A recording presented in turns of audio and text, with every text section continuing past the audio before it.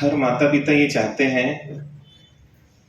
कि मेरा बेटा बहुत ऊंचाइयों को छुए, बहुत आगे बढ़े, और उसके लिए सबका प्रयास भी चल रहा है। मतलब आज अपन देखते हैं कि जिसके पास पैसे की ताकत नहीं, वो कर्जा लेकर भी अपने बच्चे को अच्छे से अच्छी पढ़ाई करवाना चाह रहा है। क्यों करवाना चाह रहा है? क्योंकि यह है कि मैं जहाँ हूँ वो तो वहाँ बिल्कुल नहीं रहे, वो उससे कई गुना आगे ही बढ़े।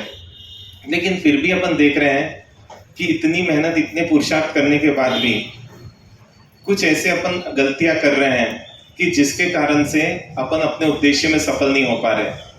क्या कारण है उसके? कारण एक है कि अपने को पता ही नहीं है कि किस क्षेत्र में अपने को विकास चाहिए, और इसलिए जैसा लोग बोल रहे हैं, जैसे लोग देख रहे हैं, अपन उन्हीं का अनुसरण करने लग जा रहे हैं। इसलिए जाने अनजाने में अपन उनका तो नुकसान कर रहे हैं और स्वयं का भी कर रहे हैं। और इसलिए बोला कि यदि आपको बच्चों के क्षेत्र में विकास करना है, बच्चों के जीवन में विकास लाना है, तो आपको स्वयं के प्रति सजग होना पड़ेगा। क्योंकि जो स्वयं के प्रति सजग होगा वो ही बच्चों के जीवन में सार्थकता ला पाएगा। और इसलिए जो बच्चों के जीवन में सार्थकता लाना चाहता है उसको स्वयं के प्रति सजग होना पड़ेगा। क्योंकि स्वयं के प्रति जो सजग नहीं है वो कभी भी बच्चों के प्रति सजग हो ही नहीं पाते। क्योंकि जले हुए दीप से ही है ना दूसरा दीपक जलाया जा सकता है। बुझा हुआ दीप है और आसपास भली बाती भी है, तेल भी, ऐसे कई दीपक हैं, और उससे एकदम पास पास में भी रख दें तो बोलते उससे कोई दीपक नहीं जल सकता। और इसलिए यदि अपन उनके जीवन में प्रकाश लाना चाहते हैं तो सबसे पहले अपने जीवन में प्रकाश लाना पड़ेगा। क्योंकि आज इतनी शिकायतें आती हैं कि महाराज साहब बच्चे हैं ना आजकल रिश्तों की बिल्कुल भी कद्र नहीं करते हैं। लेकिन सही में अपने को अपने जीवन में भी झांकना पड़ेगा, अपने जीवन में अपने रिश्तों को लेकर अपनी कितनी कद्र है। तो फिर कई लोग बोलते हैं कि महाराज साहब बच्चे आजकल है ना पैसा तो बिल्कुल पानी की तरह उड़ाते हैं। लेकिन अपन देखें कि वो पैसा पानी की तरह उड़ाने के पीछे कारण भी कहीं अपन तो नहीं है। मतलब जितनी चीजें देख रहे हैं वो लग रहा है कि कहीं ना कहीं कारण अपन है। आज बच्चे चीजें संभाल कर नहीं रखते हैं। अपन देखते कि अपने समय में अपन एक एक चीज संभाल के रखते थे, आज बच्चे तो फेंक देते हैं। सुबह जो खिलौना लाता है वो शाम तक तोड़ फोड़ कर उसको तो रवाना कर देता है। और जबकि अपन देखते हैं कि पहले लाते खिलौना तो उसको कितना कितना वो टिकाता था। कारण क्या है कि कहीं ना कहीं है ना अपन उनको कुछ गलत चीजें सिखा रहे हैं, और अपन उनको यही सिखा रहे हैं कि भाई इस संसार के सभी सुख किसके लिए हैं? तो सभी सुख तेरे लिए, क्योंकि पिताजी चाह रहे हैं कि मैं उसको सभी सुख दे दूं। और बोलते कि इसी चक्कर में क्या हो रहा है कि बच्चा इस तरकर मानते जा रहा है कि उसके अंदर ये आ रहा है कि जो भी मुझे अच्छा लगे वो मुझे मिलना ही चाहिए, और उसके लिए चाहे जैसी जिद, चाहे जैसा वो परेशान करने राजी हो जाता है। उसको ये पता ही नहीं है पैसा कमाने के लिए कितनी मेहनत लगती है। अपने को तो पता था क्योंकि अपन दुकान में बैठते थे या देखते थे पापा मम्मी को, लेकिन सही में आज बच्चों को पता ही नहीं है। विद्यापीठ में हमने देखा कि जो बच्चे स्कॉलरशिप पे पढ़ रहे हैं उनके पापा मम्मी की स्थिति नहीं है कि पढ़ा सके, फिर भी है ना वो जितना हो सके दे रहे हैं फीस। उसके बाद भी बच्चों को पापा मम्मी से इतनी शिकायतें हैं कि पूछो मत, कि मेरी इच्छा की पूर्ति नहीं की जाती। क्योंकि देख ही नहीं रहे हैं किन परिस्थितियों से गुजर कर वो क्या कर रहे हैं, वो अपने बच्चों को पढ़ा रहे हैं। अब जब बच्चों को वो चीज पता ही नहीं रहेगी कि पैसा कमाने में कितनी मेहनत लगती है, तो कहाँ से उनमें वो सिंसियरिटी आ पाएगी। और इसलिए बच्चा क्या करता है, इतनी महंगी केक भी मुंह पर मल देता है, उसको बर्बाद कर देता है, वो किसी के खाने के काम में नहीं आ पाती। और ये सब अपने ही बच्चे कर रहे हैं। इतनी आश्चर्य की बात है, जिस सभ्यता में थाली भी धोकर पी जाती थी ताकि अन्न का एक दाना भी वेस्ट नहीं हो, उसी सभ्यता में भी सब जो चीजें चल रही है बहुत ही आश्चर्यचकित कर देने वाली चल रही है। और आए दिन ऐसी घटनाएं सुनने आ रही है कि कितना सुविधा की आसक्ति व्यक्ति को कितना असंवेदनशील बना देती है। कि कुछ समय पहले पढ़ने में आया कि एक बच्चा जो अपने पिताजी से मोबाइल की जिद कर रहा था, और जब जिद कर रहा था पिताजी बोले मैं अभी नहीं दिला सकता तुझे, और जैसे ही एक शब्द में सीधा ना बोल दिया और एकदम से बोले, बेटे को दिल में दर्द हुआ और धड़ाम से वो नीचे गिर गया। तुरंत एम्बुलेंस बुलाई गई, तुरंत उनको हॉस्पिटल लेके जाया गया, और पिताजी भी तुरंत दौड़े कहाँ पर, कि वो जो मोबाइल बोल रहा था वो खरीदने के लिए, क्योंकि पता है कि शायद इसी के कारण से इसको दिक्कत आई है। और तुरंत लेकर पहुंचे और उसको बोला, देख तेरी इच्छा पूरी कर रहा हूँ। मतलब वो जब तक ठीक हो चुका था और दिया, और जब पेमेंट करने के लिए डॉक्टर के कैबिन में गए तब डॉक्टर बोलता है कि उसको कुछ भी नहीं हुआ था, आपका बेटा नाटक कर रहा था, क्योंकि जो सिम्टम्स थे उसमें ऐसे किसी भी प्रकार के सिम्टम्स नहीं थे कि उसको अटैक आया हो या उसको किसी भी प्रकार की दिक्कत आई हो। सोचो, अपन अपनी ही भावनाओं के साथ खिलवाड़ कर रहे हैं। क्यों कर रहे हैं? क्योंकि सही बोले, आप बोल रहे बच्चे हमारी भावनाएं नहीं समझ पा रहे हैं। आप किसी की भावना समझ पा रहे क्या? घर में माता पिता है, क्या हम उनकी भावना समझ पा रहे हैं? घर में भाई बहन है, घर में पति पत्नी है, घर में बच्चे हैं। शायद ही विरले जी मिलते हमको जो अपने परिवार के सदस्य की भावनाओं को समझ पा रहे हैं। और इसलिए बोल रहे हैं, यहाँ पर कुछ बताएं, अगर ये लक्षण दिख रहे हैं आपके बेटे में तो समझ लिए आपके बेटे में अधिकार की भावना आ गई है। और जिसके अंदर अधिकार की भावना आ गई है, अब वो व्यक्ति येन केन प्रकारेण अपनी मनवाने की कोशिश करता है। यहाँ पर बताया कि यदि आपका बेटा कुछ भी अच्छा काम करता है और उसको इनाम चाहिए, है ना, उसको लालच रहता है कि मैं तभी कोई चीज अच्छा काम करूंगा जब मुझे कुछ मिलेगा उसके बदले में। यदि वो बदले में कुछ चाह रहा है तो इसका मतलब समझो कि उसके अंदर अधिकार की, व्यापार की भावना आ गई है कि अगर मैं कुछ करूं तो बदले में मुझे उसके कुछ मिलना ही चाहिए। बोले मदद करने के लिए यदि वो पहल नहीं कर रहा है ना, अपने को बोलना पड़ता है, तो ऐसा कुछ हो रहा है तो समझ लीजिए कि उसके अंदर अधिकार की भावनाएं आ गई हैं, क्योंकि उसको लग रहा है मैं क्यों उसकी मदद करूं। जहां भावना आ रही है कि मैं क्यों मदद करूं, इसका मतलब कहीं ना कहीं उनमें स्वार्थ की भावना पल्लवित अच्छे स्तर पर हो रही है। फिर बोल रहे हैं कि दूसरों से पहले जो अपने लिए सोचता है, और सही में जो अपने लिए सोचता है वो दूसरों के बारे में बहुत सही कम ही सोच पाता है। और इसलिए यहाँ पर ये बता रहे हैं जो भी है ये व्यक्तित्व, कि अगर आपका बेटा खुद के बारे में ज़्यादा सोच रहा है, अपने भाई के बारे में, अपने बहन के बारे में, या अपने घर के नौकर आदि के बारे में नहीं सोच रहा है, तो समझिए कि उसका जीवन स्वार्थी रहेगा। और जिसका जीवन स्वार्थी रहेगा वो दूसरों का उपयोग तो कर सकता है लेकिन दूसरों के लिए उपयोगी कभी भी नहीं बन सकता। फिर आया अपनी गलती या दोष जो दूसरों पर डाल देता है, क्योंकि कई बच्चे देखते हैं और सही में अपन भी हंस देते हैं जब वो छोटा सा बच्चा क्या करता है कि गलती किस पे डाल देता है, अपने देखते देखते ही अपने सामने दूसरे पे डाल देता है, इन्होंने ऐसा किया। और सोचिए बचपन से ही अपन उसको एक सीख दे देते हैं कि क्या करो, अगर तुमको बचना है तो अपनी गलती दूसरों पर डाल दो।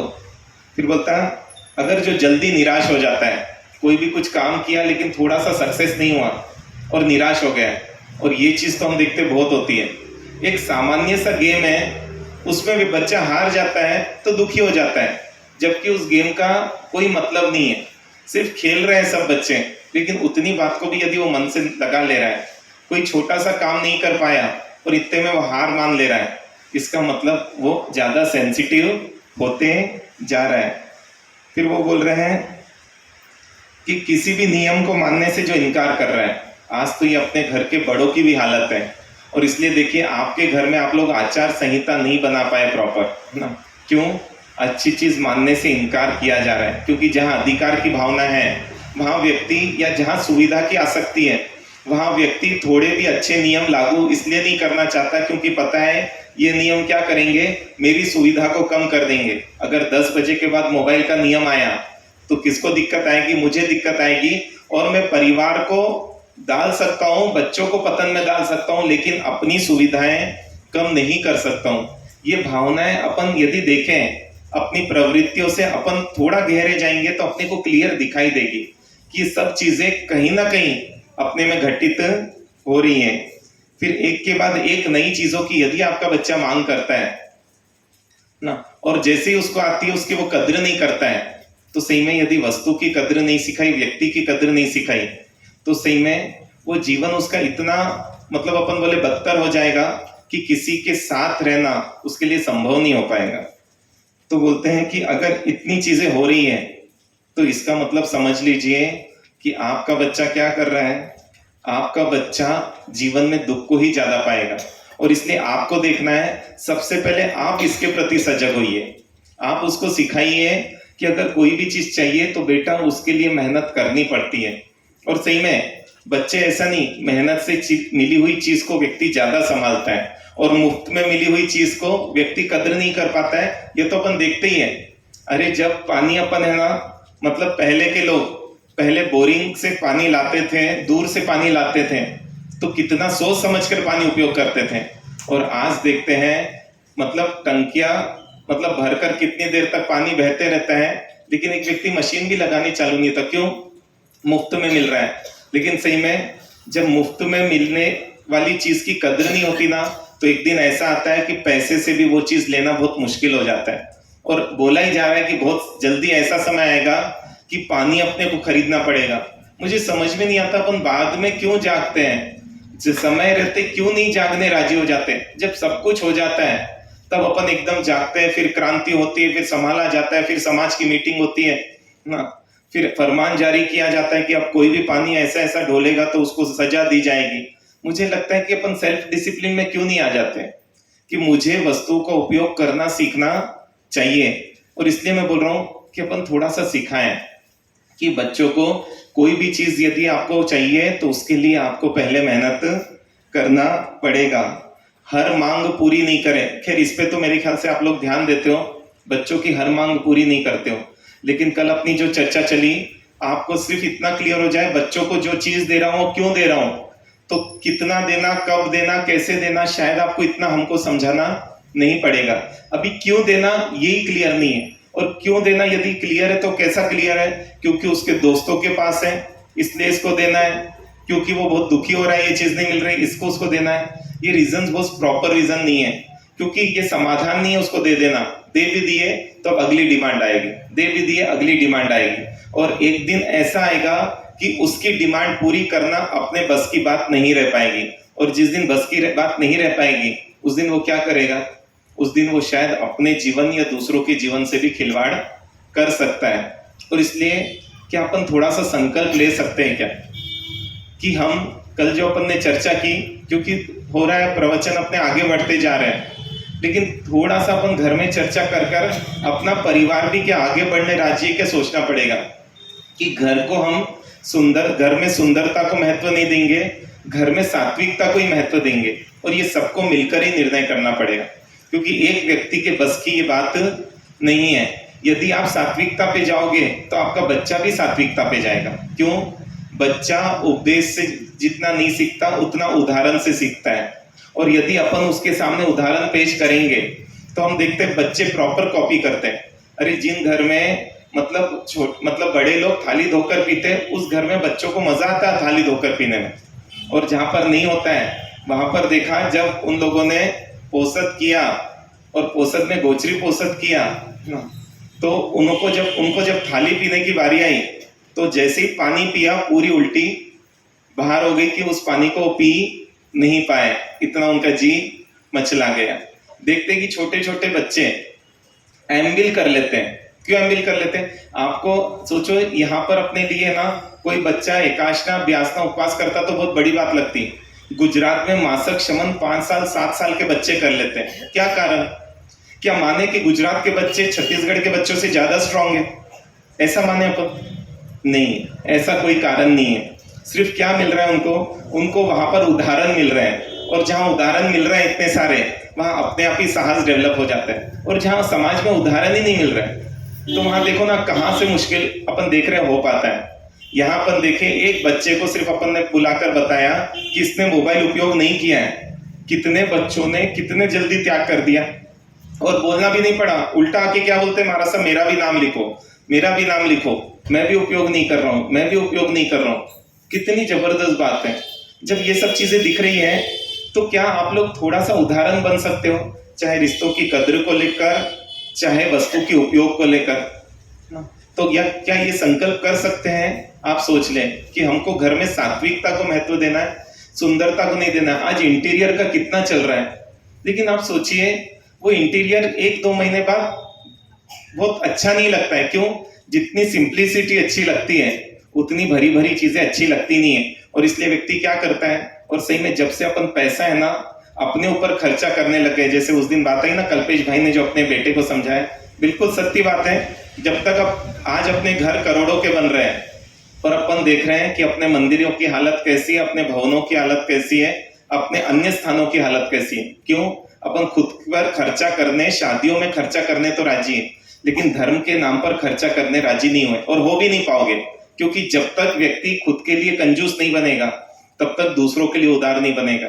कैसे कैसे उदाहरण आते हैं अपने यहाँ पर कि एक श्रावक जी जिनको भव्य मंदिर बनाना था और सोनपुरा आए, एक से एक कारीगरों को बुलाया, और इतने में कुछ चर्चा चली, फिर वो बैठे थे और इतने में वो सेठ को क्या देखते हैं, काम चालू हो गया, गड्ढा पूरा हो गया और सब कार्य नक्शा पूरा बन गया, और इतने में सेठ जी को क्या देखते हैं, वो सोनपुरा खड़ा था और इतने में क्या देखता है कि जमीन पर घी की बूंद गिरी और सेठ ने उठाया और उसको जूते पे रगड़ दिया। उनको लगा कि जो व्यक्ति इतना कंजूस है और जिसको इतने लोगों के सामने इतना भी शर्म नहीं है कि मतलब वो बूंद उठा के मैं अपने जूते को रगड़ूं या नहीं रगड़ूं, तो वो व्यक्ति, इतना कंजूस व्यक्ति जिनालय बना पाएगा कि नहीं बना पाएगा कोई भरोसा नहीं है। इसलिए रिस्क नहीं ले सकते। क्यों? पहले उन लोगों को भी अपनी इज्जत की पड़ी रहती थी। अगर ये नहीं बना पाए तो नाम किसका खराब होगा? नाम हम सोनपुरा का खराब होगा। और इसलिए क्या किया, उनको बोला कि सेठ जी आपको मंदिर भव्य और मजबूत बनाना है ना? बोले हाँ, मंदिर भव्य और मजबूत बनाना है। और उन्होंने तो क्या बोला कि अगर इतना बनाना है तो ये जितना बड़ा गड्ढा, और बहुत बड़ा गड्ढा था, उसको पूरा घी से लबालब भरना पड़ेगा। जब घी से भरेगा तो उसकी मजबूती युगों युगों तक टिकेगी। और सेठ ने बोला 1 हफ्ते का समय दीजिए। और बोलते 1 हफ्ते में, तो सोचिए उस काल में कितना कठिन था इकट्ठा करना कोई भी चीज। आज तो एक ट्रक मंगाना आसान है, लेकिन उस समय सब बैलगाड़ियों में इसमें आता था। 1 हफ्ते में उन्होंने इतना घी मंगा लिया और उन सोनपुरा को बोला कि देखो आ गए, आप क्या करना बताइए। बोले बस इस गड्ढे को भरना है। और एक के बाद 3 उल्टाने लगे। वो पीपे बड़े बड़े जो टंकी थी उल्टाने, इतने में वो बोलता है सोनपुरा रुक जाइए। मतलब मैंने तो, मुझे माफ कर दीजिए, आपकी परीक्षा लेने के लिए मैंने ऐसा किया, क्योंकि मुझे संदेह था कि आप शायद इतना भव्य जिनालय बना पाओगे नहीं, उदार उतना हो नहीं पाओगे। तो उनको बोला आपको ये संदेह क्यों हुआ? तो बोले कि आपने जब घी की 1 बूंद जूते पर लगाई तब मुझे लगा कि ऐसा व्यक्ति जिनालय नहीं बना सकता। तो सेठ जी यही बोलते हैं कि अनावश्यक हम बिल्कुल भी नुकसान बर्दाश्त नहीं कर सकते, और जहां आवश्यकता है वहां पर हम दिल खोलकर लुटाने की ताकत रखते हैं। और वो भव्य जिनालय राजस्थान में बना, है ना? सोचिए इस तरीके का सिस्टम यदि अपन बच्चों में डालेंगे कि आवश्यकता है तो पैसे की नहीं सोचना, लेकिन अनावश्यक 1 रुपया भी नहीं खर्चना। अगर ये दिमाग में आ जाएगा तो सही बता रहा हूं, आपका बच्चा भी इतना समझदार है कि वो ऐसी गलती नहीं कर पाएगा जो अपन ने मॉल के उदाहरण से देखा। लेकिन पहले समझ किसमें लानी पड़ेगी? समझ आपको अपने जीवन में लानी पड़ेगी कि हम क्या करेंगे। अब इंटीरियर के नाम पर सिंप्लिसिटी पे जितना जाएंगे आपका जीवन उतना ही ऊपर रहेगा, और सादगी हमेशा सदाबहार रहती है, ये तो मान के चले। तो इसलिए पहला संकल्प, घर के इंटीरियर आदि को बहुत ज्यादा महत्व नहीं दे पाए तो बहुत ज्यादा अच्छा रहेगा कि उस घर में सात्विकता दिखती जाए। फिर दूसरा, सुविधाओं का उपयोग कम से कम करना है। मतलब जो अपने को साधन मिले हैं, अपने को भी ये ध्यान रखना है, और अपने को ध्यान रहेगा तो बच्चे के ध्यान में आ जाएगा।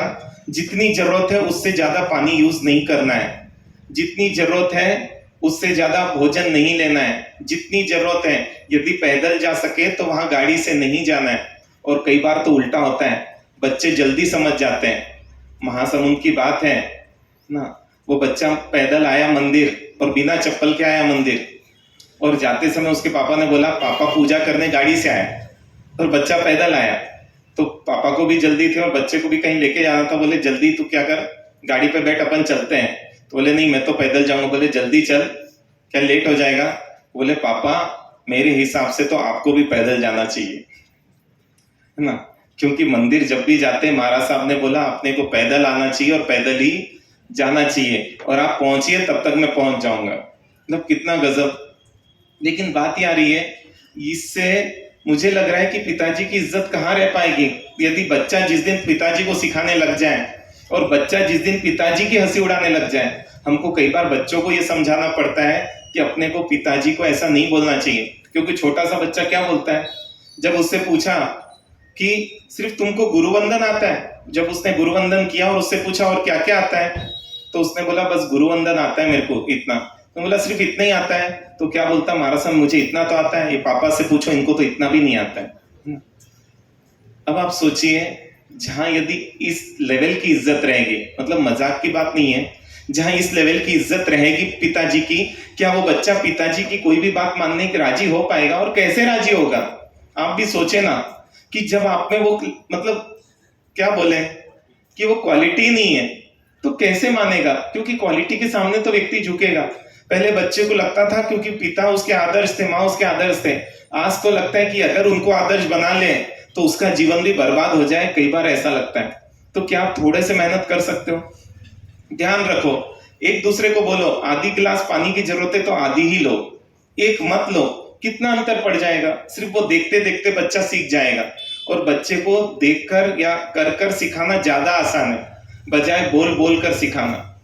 तो क्या कोशिश कर सकते हैं आप लोग, थोड़ा सा घर में ऐसी चीजें अपन लगा ले जो अपने को याद दिलाए कि मुझे जैसे अगर मुंह धोना है तो मुझे वॉश बेसिन से सीधा नहीं धोना है, बहुत पानी लग जाता है, मुझे कम पानी यूज करना है। अगर ये मैसेजेस उसके अंदर बार बार जाएंगे, जरूरत से ज्यादा पानी यूज नहीं करना, पुण्य पाप को थोड़ी देर के लिए बाजू में रख दो आप, क्योंकि आज आपके बच्चे पुण्य पाप पर आप ही नहीं मानते हो तो वो कहाँ नहीं माने। फिर भी इतना तो मानना चाहिए कि जो संसाधन हमको मिले हैं उनका दुरुपयोग करना, ये तो बहुत बड़ी क्या है, एक अपेक्षा से क्रूरता ही है।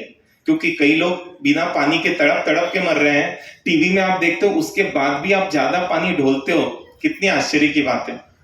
मतलब गांधी जी का उदाहरण आते हैं, जब वो इलाहाबाद में थे, नेहरू जी उनके साथ में थे, और सवेरे मुंह धोने का समय आया, एक लोटा पानी दिया गया, और क्या हुआ, बातें करते करते वो जब उन्होंने मुंह धोया तो एक लोटा पानी खत्म हो गया, लेकिन मुंह धो नहीं पाए वो। तो उनको एकदम से लगा, अरे देखो बातों में मेरे से कितनी लापरवाही हो गई कि मैंने ना एक लोटा पानी कर दिया और काम नहीं हुआ। तो नेहरू जी बोलते हैं कि अभी आप है ना साबरमती में नहीं हो, अभी आप कहाँ पर हो, है ना, अभी आप इलाहाबाद में हो, यहाँ तो नदी बहती है, इसलिए आप एक लोटे पानी की चिंता मत करो। बोले यदि साधन की अधिकता मुझे मेरे कर्तव्य से विमुख करती है तो ऐसा साधन से मैं दूर रहूं वही ज्यादा अच्छा है। और इसलिए थोड़ी सी कोशिश आप लोग कर लें, इतनी समझाने की जरूरत नहीं पड़नी चाहिए, अपनी टंकियों से अनावश्यक एक बूंद भी पानी नहीं गिरना चाहिए। कई बार आपके नलों से पानी टपक रहा है, कीमत यही तो देख देख कर आती है। अपने यहाँ बोला कि जिस गली में कसाई है उस गली से बार बार मत गुजरो। क्यों? बार बार देखने से आपके अंदर वो क्रूरता आ जाएगी, जिसके कारण से अब आपको ठीक है कॉमन लगेगा। आज आपके टपकते नलों से भी यही हुआ है कि बार बार देखने से हाँ ठीक है इतना तो चलेगा, और इसलिए कहीं पर भी टपकता हुआ देखकर आपको ये नहीं लगता कि जाकर नल बदल दूं या कुछ कर दूं। कहाँ इतनी दूसरी जगह आप पैसा लुटाने वाले हैं, कहाँ आपको लगता है कि ये समाज का एक जगह नल है। एक कहाँ पर गए आप, एक तीर्थ में गए, तीर्थ के कमरे में गए, कमरे में देखा कि वो नल टपक रहा है, लेकिन अपन तो क्या हुआ, देखा और क्या हुआ, अगले दिन वहां से निकले आ गए। क्या अपनी ड्यूटी नहीं है कि जाएं और वहां पर उनको नल लाकर दे दे कि भैया ये आप फिट कर देना ताकि पानी अनावश्यक वेस्ट नहीं हो? लेकिन कौन सोचेगा, आपका है ना, आपका भी सिस्टम वही हो गया है, अपना और पराया वाला। घर को तो हमको अच्छा रखना है, घर की चीजों को तो ध्यान रखना है, बाहर की चीजों को नहीं रखना है। और इसलिए आपके बच्चे बाहर क्या क्या करते हैं, मतलब हमने देखा विद्यापीठ में जब बच्चों का शिविर हुआ, बच्चों ने क्या क्या नुकसान नहीं किया।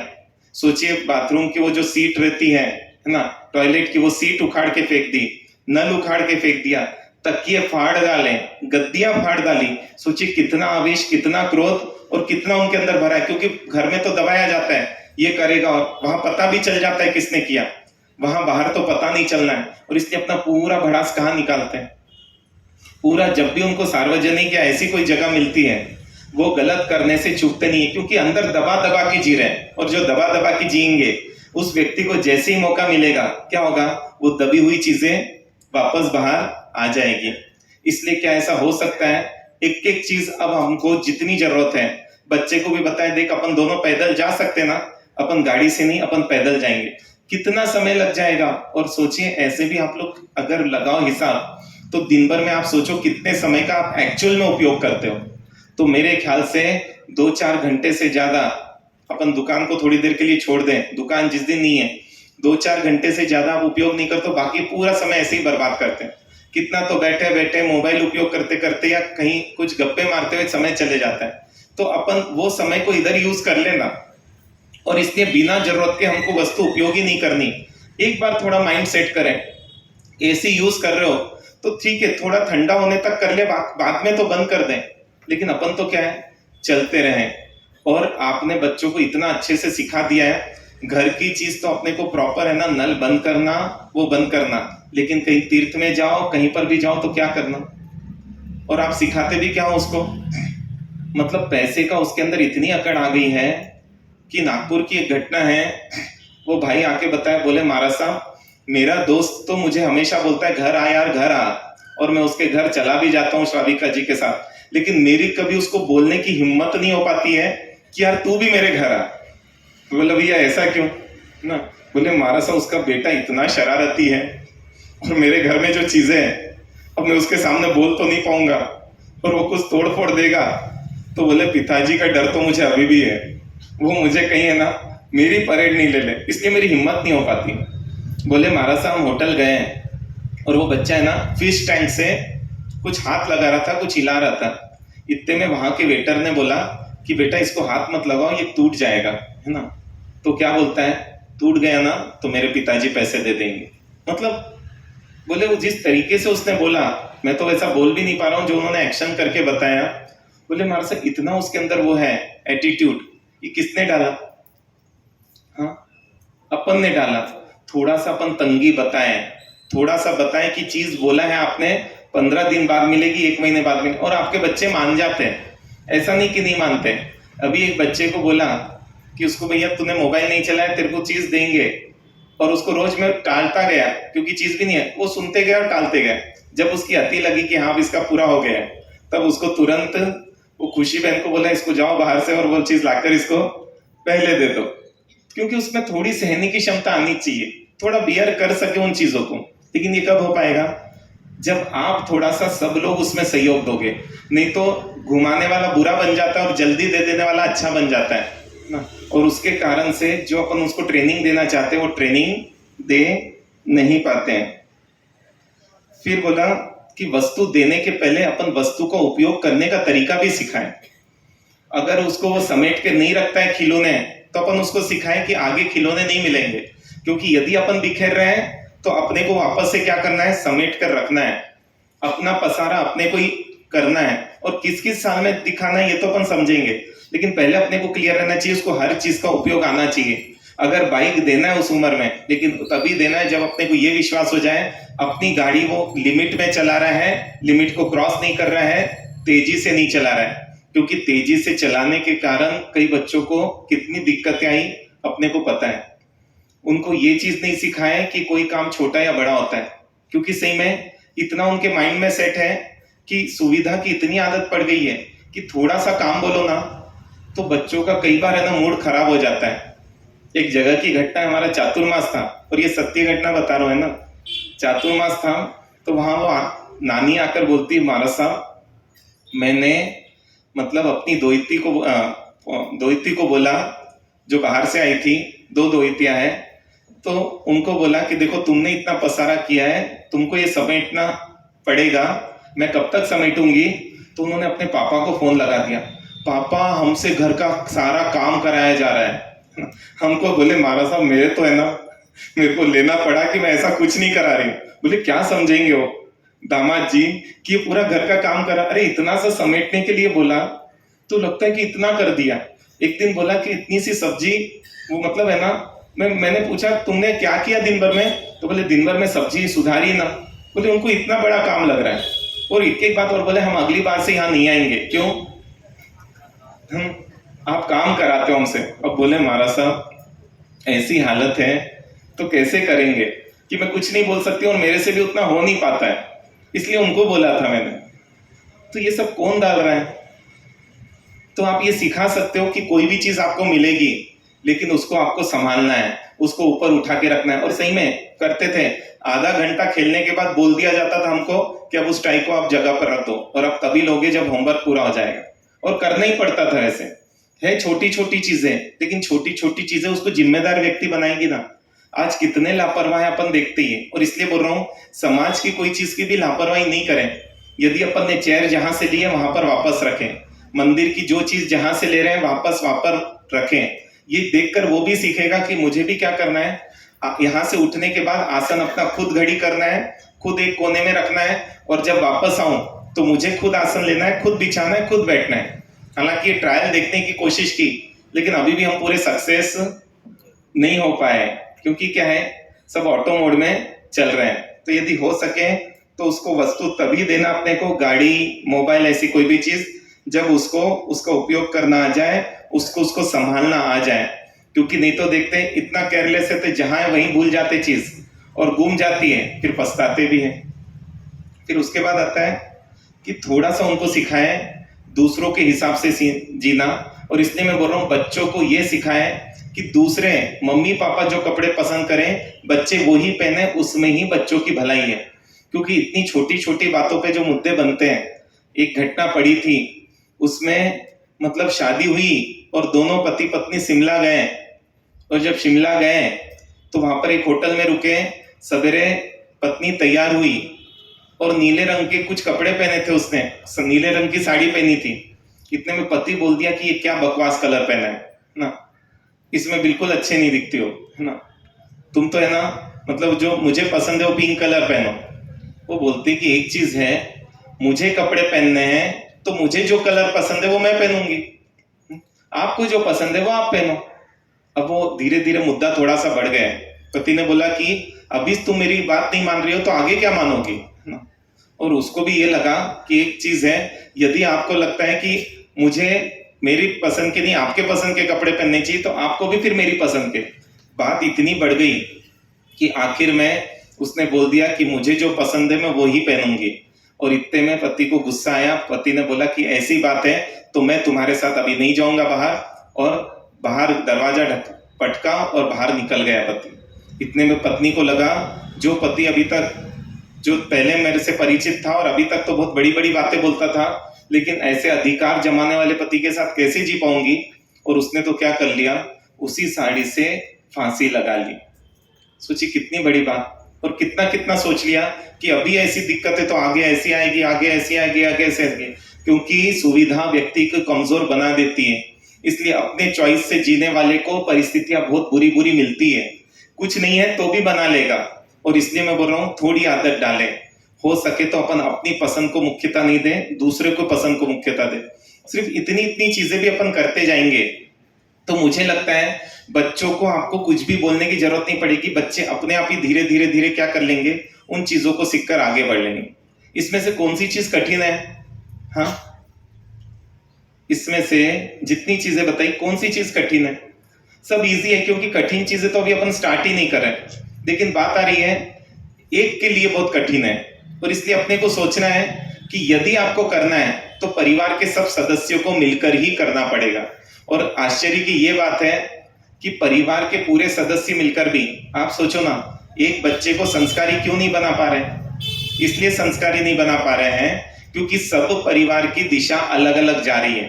कोई बच्चे को इंजीनियर बनाना चाह रहा है, कोई डॉक्टर बनाना चाह रहा है, कोई धार्मिक बनाना चाह रहा है, और परिवार का एक सदस्य क्या कर रहा है, दूसरे सदस्य को काट रहा है। जब मम्मी पढ़ाती है, मतलब उस दिन वो एक माँ के इसलिए रो दी, क्यों? क्योंकि बोले मारा साहब मैं बच्चे को पढ़ाने की पूरी कोशिश करती हूँ, इंटरेस्ट नहीं है उसको, फिर भी कोशिश करती हूँ। इतने में दादा आके क्या बोलते हैं, अरे